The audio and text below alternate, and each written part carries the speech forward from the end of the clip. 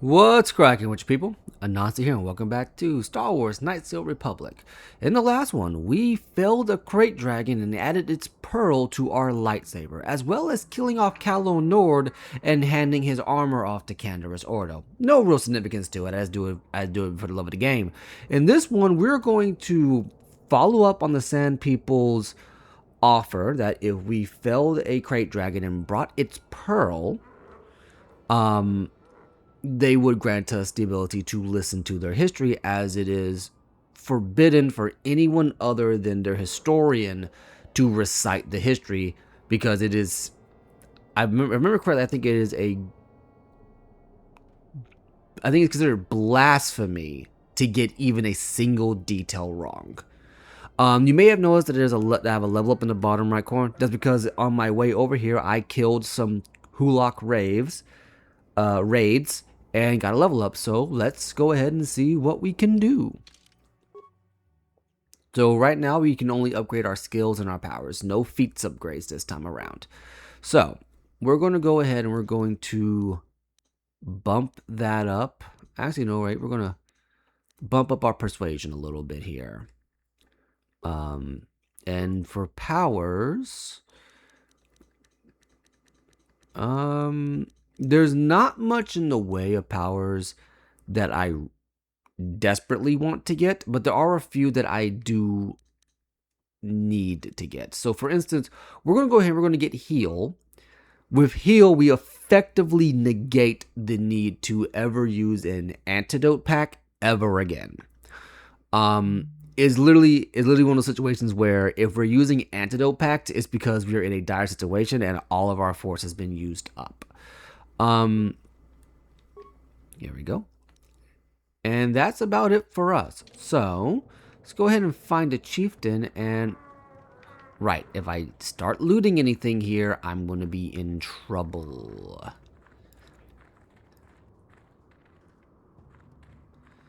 Remember, this was correct. Here he is. The Sand People Chieftain.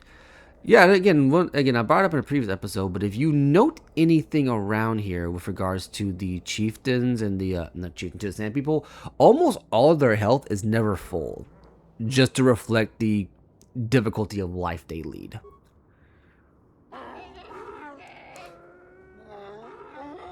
The Sand People Chieftain seems grateful to you, or at least less inclined to smash your head open like a pocky grub, like a pocky grub seed.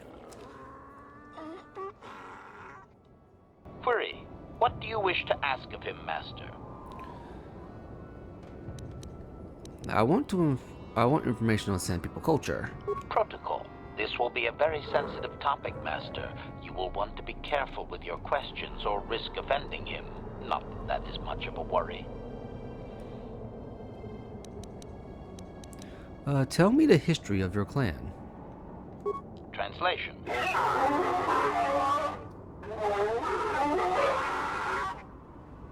Translation.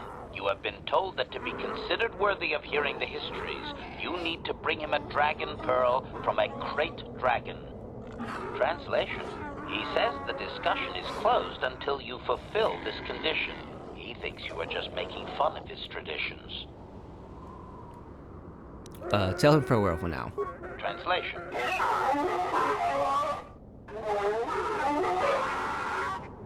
Translation. Okay, my bad. I'll be right back. Translation. He says the discussion is closed until you fulfill this condition. He thinks you are just making fun of his traditions. Here is a dragon pearl. Translation.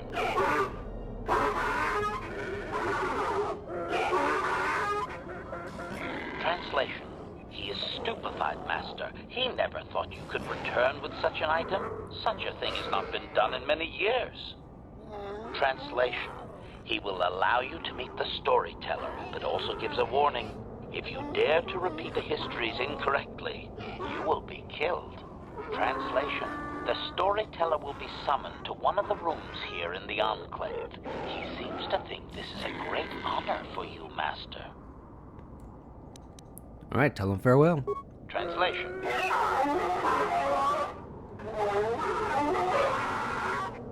Translation. We are free to leave.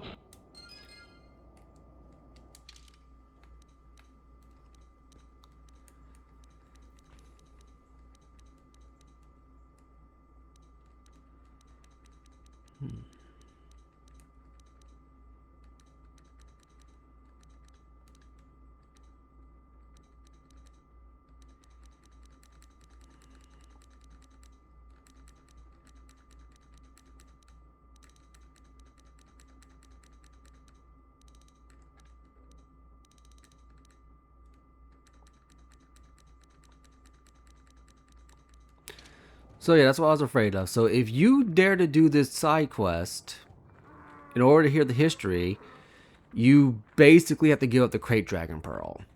So yeah, that's what I was worried about because it was like Jawas, so that's not what I was looking for. Not here. Now again, you can always at any point in time start a fight in here and just start killing people. And I think you can maybe get some stuff out of it. And the thing is, it doesn't even count as a dark side thing. I don't believe it does anyway. I think it's just a thing that happens considering how hostile the Sand People are. Let's see if I can find the storyteller.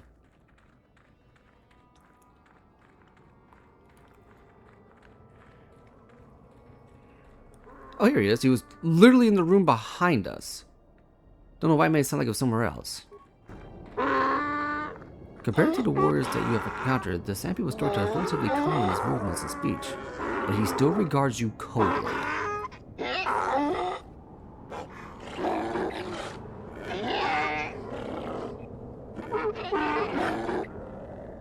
Translation. He identifies himself as the storyteller, Master. He has been told of your warrior skills and will speak the history to you. I'm honored. Ask him what he records. Translation.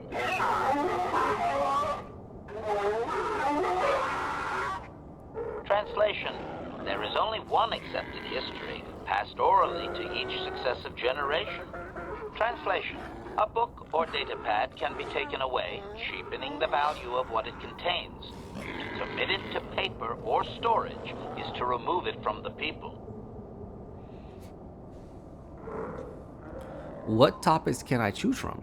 Translation.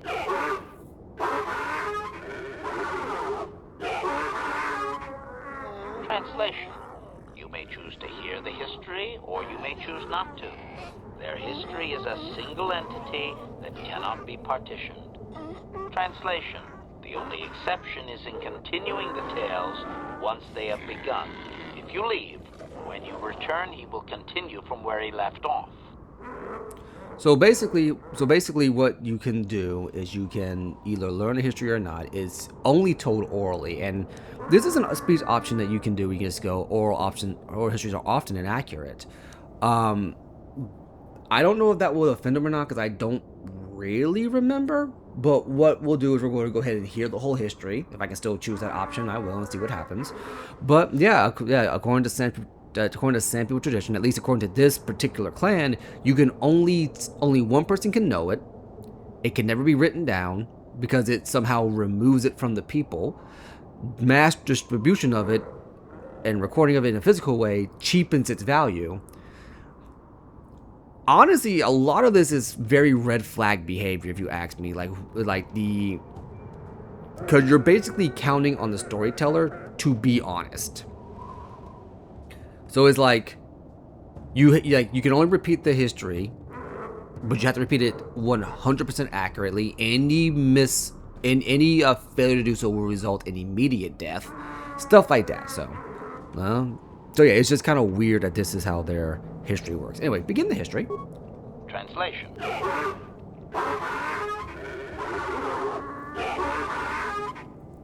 Translation. It begins with the ancient times. They were not sand people, for there was no sand. The land was green with life, and they walked without wrappings. Translation. Though the land was beautiful, they lived apart from the land. They built their walls high and saw beyond the horizon. They dared to reach the stars. Translation. There are no words for how long ago this was. It was before the outsiders, before the abduction, before the cities fell, before the builders.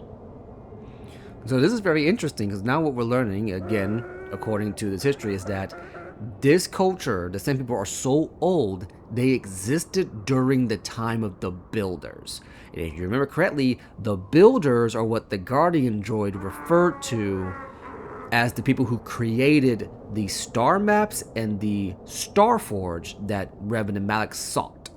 So, I want to ask questions about what I've heard. Cautionary. I should warn you, Master, that any questioning of their interpretation may be seen as trying to change the meaning of what was said. Clarification. They may consider this to be speaking the words in error, a blasphemy they would attempt to kill you for. Okay, I want to ask something about the ancient times. Clarification. It would appear that they once had a thriving technologically advanced society, but were wiped out by a much more sophisticated alien species.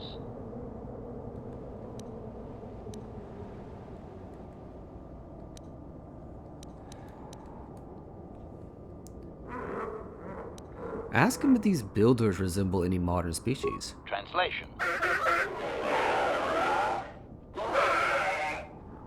Translation. He only understands the Builders as an iconic force meant to test the resolve of his people. He is not making sense, Master. Clarification. They claim their stories are repeated unchanged, but they have demonized these Builders. In their minds, they wreaked such havoc they could not possibly be flesh and blood.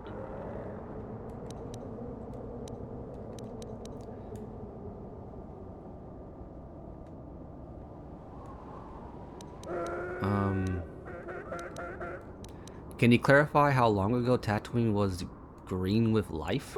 Doubting. I don't believe he can, Master. Even if their stories are exact and unchanged, it is likely they were first told thousands of years after these events occurred. This has become very much like a creation myth for his people. There is no date. It simply was. Alright, well, let's keep going. Obedient. I will ask whatever you wish, Master. Continue the history from where we left off. Translation. Want to be careful because you can hit a speech route that will result in a fight. Translation. His arrogant people touched the stars, and this sin drew the attention of the Builders. The Builders did not touch the stars, they lashed them to millstones. Translation. Great demons of metal stripped the world of its riches until all that was left was the green of the ground.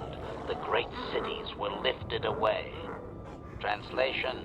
Those that had used the wealth were taken along with it. Transgressors abducted to serve past the sky, seeding the stars with penitent, adaptable slaves. Okay, so now we've learned a little bit more.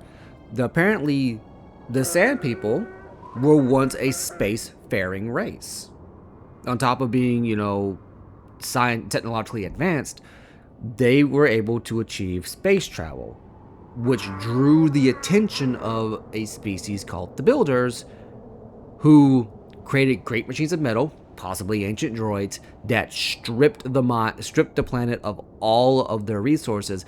But they crucially said that the Builders did not traverse the stars, they bound them to the millstones. A very interesting way of saying things. Let's see if we can ask about what we've heard.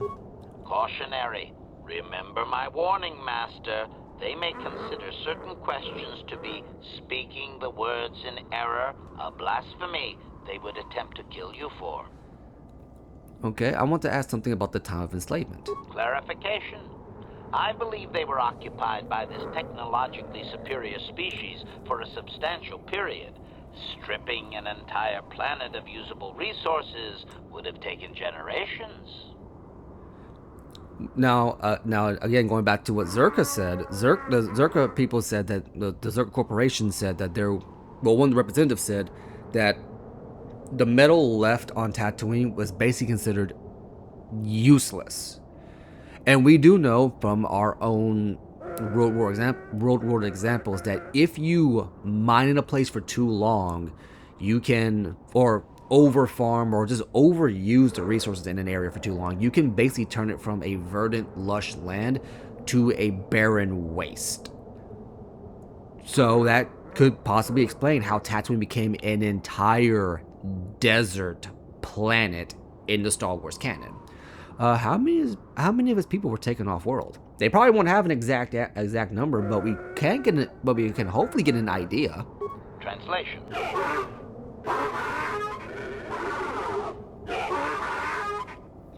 Translation. He has no number. He claims that those that were taken were examples of the worst of his kind, arrogant and uncaring of the land. Doubtful, Master. This is just another distortion due to their demonization of the builders. It's like claiming an aspect of his people were taken, not actual individuals. Clearly, history has colored his view. Of course, only the inferior meatbags were taken. The remaining were his ancestors, after all. It must have been special. So that's very interesting. Okay, so we do know that history is often dictated by the winners, but it's also dictated by those that are left behind. And again, one of the problems of having an oral history is that things get lost a lot. We even have this proven in real world examples. Let's take the Greek myths like the Odyssey or the Iliad. I believe it was back in the mid 1900s. It wasn't the mid 1900s. It was the early 1800s. I can't remember the exact time frame, but I remember this from college. Someone went to listen to the stories of the Iliad and the Odyssey as told of the Homeric hymns, as they are called, via oral tradition, because they had not written them down at this point in time. As a matter of fact, I think the copies of the Iliad, the Odyssey, of the Homeric hymns are the first time they're ever written, not the first time they're ever spoken. So this individual went to. So what happened is that a researcher, a historian, went over to Greece and wanted to hear the stories. And he went back to hear it 3 days in a row. And every day, it was a different telling. So who knows how many times this thing has been retold and something's gotten wrong. Why would the invaders have done this? Obvious. The same reason Zerka Corporation is attempting it now. Expanding empires need tremendous amounts of resources. That's a distant part about his history. Cautionary. Remember my warning. So we're basically good. Now let's go back to the other questions. Obedient. I will add. Continue the history from where we left off. Translation. Translation. There came a time when the builders were also judged for their crimes. After generations, a plague weakened them, and the time of the Great War began. Translation. The builders faltered, and his people realized why they had been punished, so that they understood the crime, and would now strike down the greater offender. Translation. They worked chaos in the machines, so they destroyed themselves. The builders fought back, laying waste to the green that had been misused with fire from above. Translation. Soil became glass, grinding to sand, but the fight was long planned, and his people were safe. Deep in cave homes carved from valley wall, they were free. Okay. Okay, so interesting. So according to him, what happened is they most likely these builders fell sick to a plague, and his ancestors of the Sand People probably reprogrammed the droids to fight the battle for them while they hid. I think that's what he's saying. Cautionary. Let's ask him about the Great War. Clarification. The occupying force suffered some sort of species-wide plague that lowered their numbers over time. His people used this extended weakness to sabotage their larger ships. The response of the builders appears to have been to lay waste to the entire surface of Tatooine. So yeah, it seems like and on top of over overusing the resources, they just bombed the planet into hell. So how could they repel such a powerful species? Doubting. They didn't, Master. They struck a blow, but the storyteller only believes they won because the builders were gone when they emerged from their caves. Oh. That does not mean they defeated anyone. It seems clear that the builders simply sterilized their problem and left. The enemy judged them not worthy to fight. Okay. That's very interesting. So, so from HK-47's perspective, what he's interpreting is that the builders just said, "Fuck it, we're not dealing with this anymore," and dipped. What kind of weapon could do so much damage? Well, it sounds like they just pulled a mallet and bombarded the planet from the surface. Clarification. I may not have properly conveyed how long they fought with the builders. Given time, any number of armaments could destroy a world. Hypothesis. Perhaps this is another distortion. Their climate may have begun to fail due to their unrestrained development even before the builders arrived. Looking back thousands of years later, such a shift could easily be attributed to the much-hated conquerors. Okay, that's pretty interesting too. So again, we don't really have a clear history because it's told orally. The most likely scenario for Tatooine becoming a desert world is the over-mining of resources, but HK-47 is hypothesizing that it's probably the overuse even before the builders got here. So how could they survive such an attack? Hypothesis. If his people were moving away from technology for a long time under the builders, they may have had extensive cave systems that could grant shelter. I would also suggest that, given the evidence of the massive shift in the nature of their society, most of them did not survive. Okay, well that would make sense. There's not many of them here.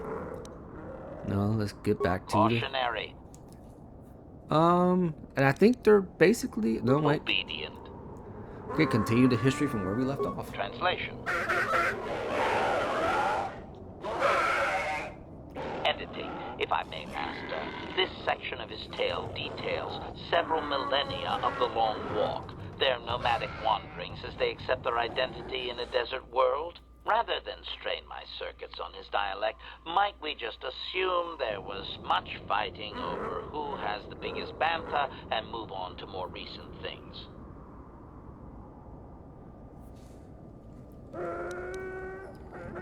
No, let's go ahead and hear it all because just in case this might upset him. Resignation. Very well, Master. Several hours later. Translation.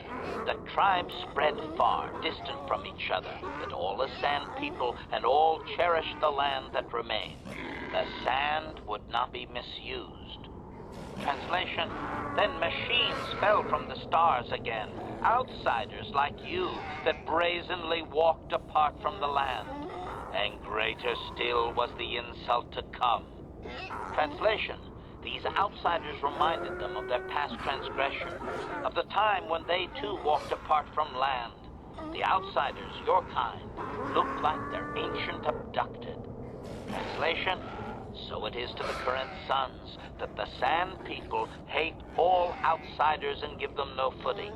You come again, time after time, adaptable slaves to the machine.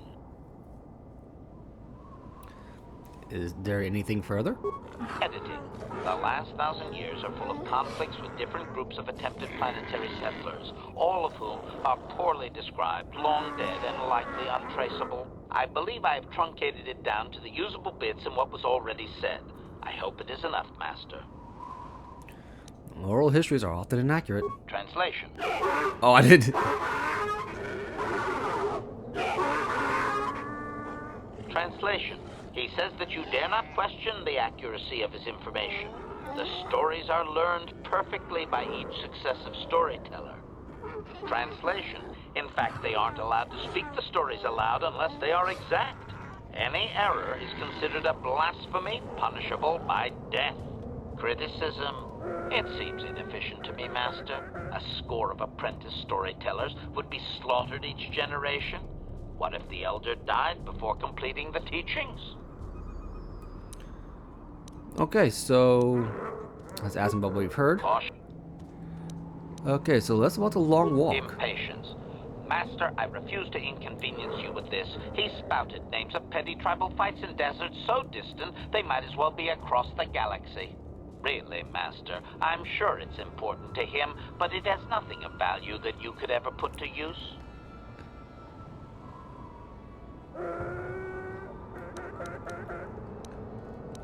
Oh god, HK47. I like him because he basically warned you there's gonna be a long, boring talk, and all we really know is that the reason why they don't like outsiders that outsiders remind them of the ones that were abducted long ago, the ones that lived apart from the land. So, okay, well let's turn to other questions. But yeah, I just like how he is. I'll return later. Translation.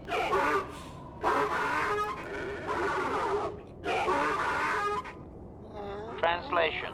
We are free to leave. So that's how that goes. We learned a decent amount from this, but at the same time, I do not believe it. Let me see here. I want to take a look at something here.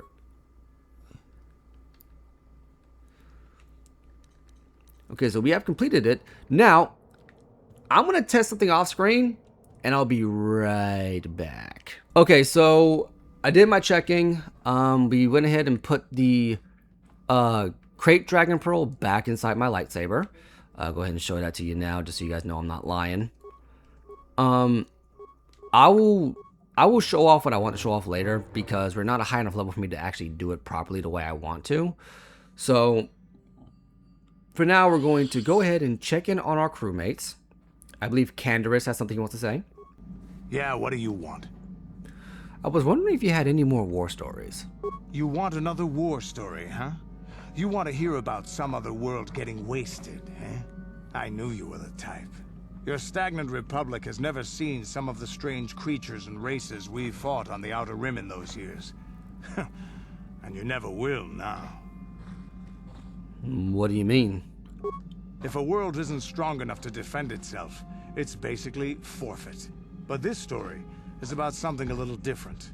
We were going through the asteroid fields of the Crispin system at the very edge of the galaxy, playing with the pirates and smugglers we found there. The main belt in the Crispin system consists of mainly small rocks covered in frozen methane gas shells, and the pirates were using them for cover. Ha! I remember using a thermal generator to cause the outer layer of one of the asteroids to vaporize in a picosecond. It blew out and shredded the 3 smugglers using it for cover. But that was a mistake. Did it backfire? The asteroid I had targeted was smaller than most, maybe a dozen meters on a side. On the outside, it looked the same as any other, just a ball covered in frozen gas. But something must have been inside it, something inactive in the cold. The heat of my blast might have triggered something or woken something up. After I'd hit it, spots of light and heat appeared all over the thin shell, still covering it, evaporating the gases. What lay underneath looked like some sort of rocky growth. A deformed rock, pitted by scores of micrometeorite scars. I think something even older might have been inside that. An asteroid? Maybe, but maybe not. It started rotating faster and faster as we watched it. After a second, it started spraying fire, thermal projectiles that melted our armor like wax. We were caught completely by surprise. Before we could counterattack, it fled at an incredible speed. A ship? We couldn't catch it, but we could follow its hyperspace wake. We followed its trail as far as we could, heading away from the galactic core. When it finally led beyond the edge of our galaxy, we abandoned our efforts. Anything that wants to commit suicide in that great void is not worth our trouble trying to catch. That's the only story I have for now. I'll tell you some more stuff later if we get the chance. Is there something else you want to know? Nothing more for now. Your choice. I'm here if you want something done right. Now, this is something that I do like about science fiction and whatnot. Candace's tale of his encounter in an asteroid field in the Outer Rim, but do not know what to make of it. Maybe talking about it further will make things more clear. But just one thing I like about science fiction / science fantasy, when you do it right, you're always going to have an element of showing that the galaxy and world you're in is so vast and so wide and so diverse that you never know what you're going to find. Candace may have found something so ancient, so old, and has the ability to travel into the great void beyond the galaxy and survive out there, or at least with the intention of surviving out there, that he doesn't know what to make of it. So we'll talk to him more later, see what he has to say here. HK-47, he doesn't have much to say. Only if you have your high enough repair skill will he say something to you. Outside of that, he will pull a simulator for you to play the space battle mini game again if you really want to. But there's not really much to it there. Zalbar doesn't have anything to say himself, but Juhani... How may I be of assistance to you, Padawan? I was wondering if we could talk. What is it you would like to speak to me about? Well, tell me about your past. Well, I suppose I have not talked very much about the Jedi I met back home. They, all of them, were so very invigorating. Invigorating? They were so very alive, so full of hope and energy and zeal. In retrospect, I can see it was a little bit tragic.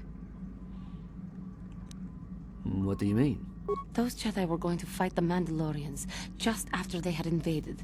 Many of those Jedi perished in the fighting. But to us, they seemed invincible. Especially their leader, who they talked about all the time. Paragons of light and justice, sweeping away all iniquity before them. It was like looking at gods. The Jedi are not gods. I know that. I was using poetic license. But those Jedi, they were enthralling. Everyone wanted just to touch them. Some people thought it would bring them luck. Not that the peace they brought lasted very long. Did they leave? Of course they left. They had a war to go fight, so that we would not all be killed by those psychotic Mandalorians. The Jedi left. The people grew complacent. Those who had been wronged saw their chance at revenge. And so the cycle continues. The oppressed become the new generation of oppressors. The human oppressed, that is. The non-humans were never treated well in any case. We felt the brunt of both administrations.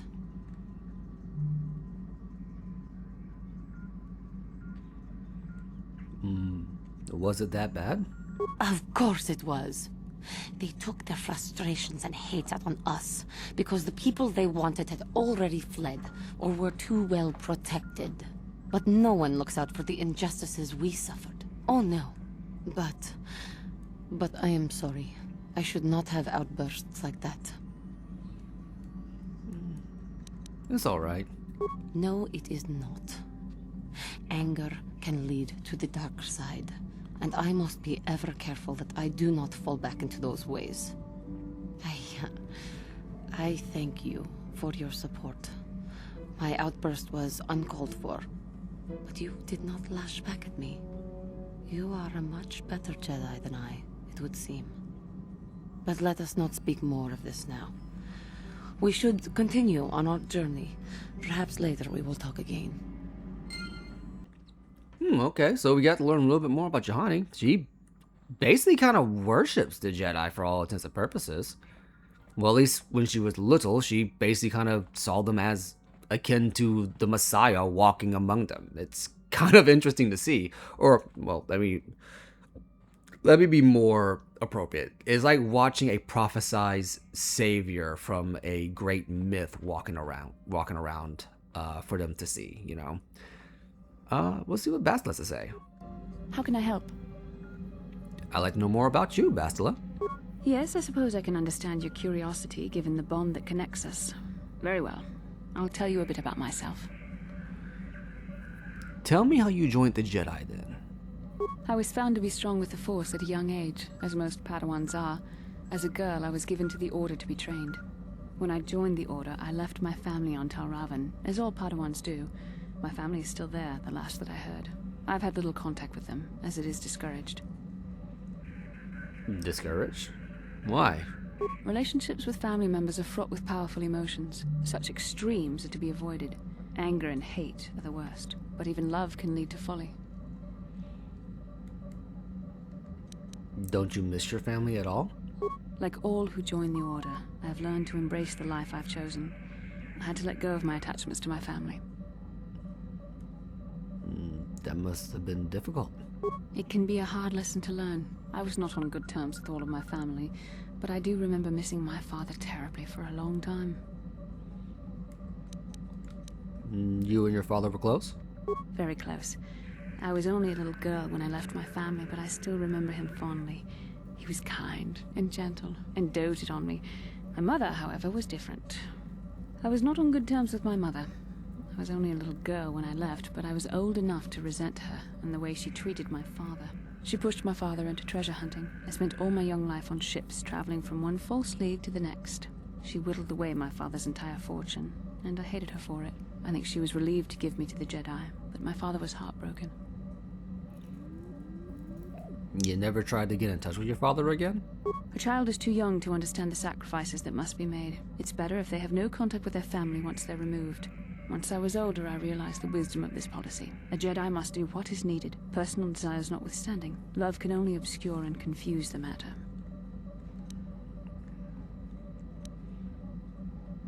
You sound very sad when you say that. Even a Jedi cannot always control the feelings of the heart. We must do our best to guard against it, no matter what the cost. But some sacrifices are harder than others. I do not wish to discuss this anymore. I would rather return to our mission. Okay, so we learned a little bit more about Bastila. Apparently she was a daddy's girl and was not on good terms with her mother. And from the way she puts it, her mother basically drove her dad into debt behind treasure hunting. But why was her mother so interested in making her and pursuing the treasure hunting field, I wonder?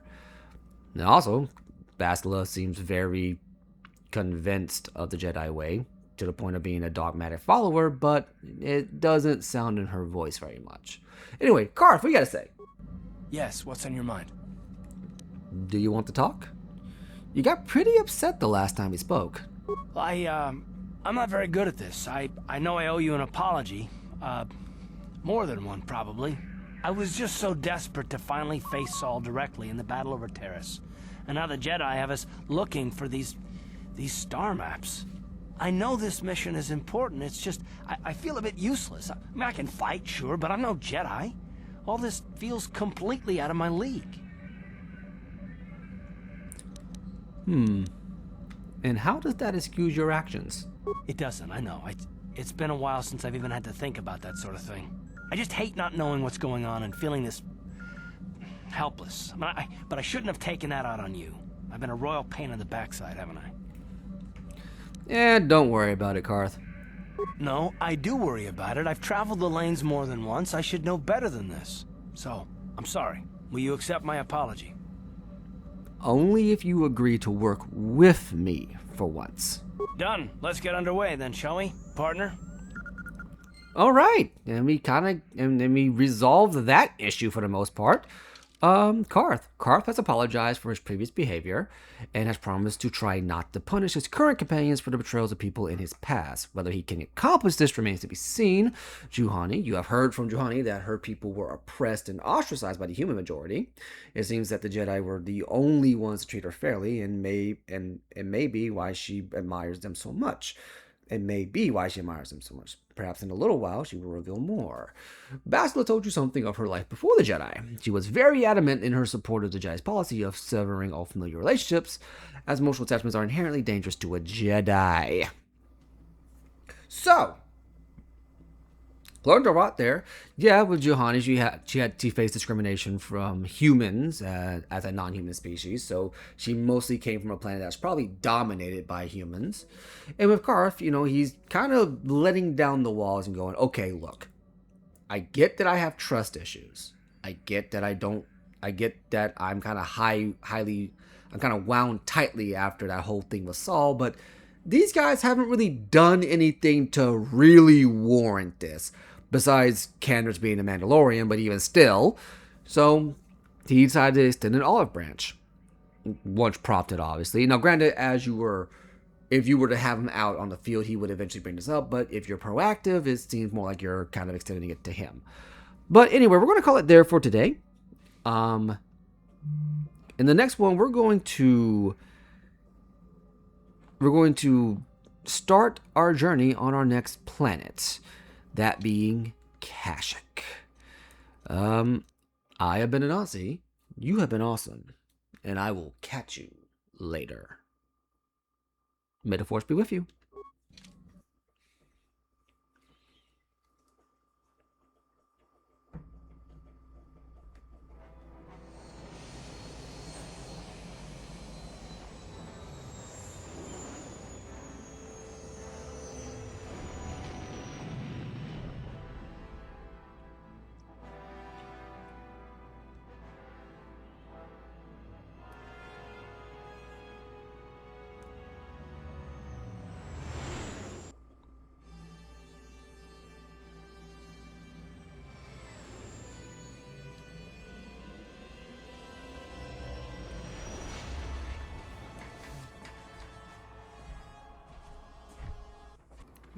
You know what, Comad? I think you're talking nonsense. I can take that crate dragon in a fight, no problem. Come on, you ugly beastie. I am a Jedi. I have lightsabers. You can't defeat me!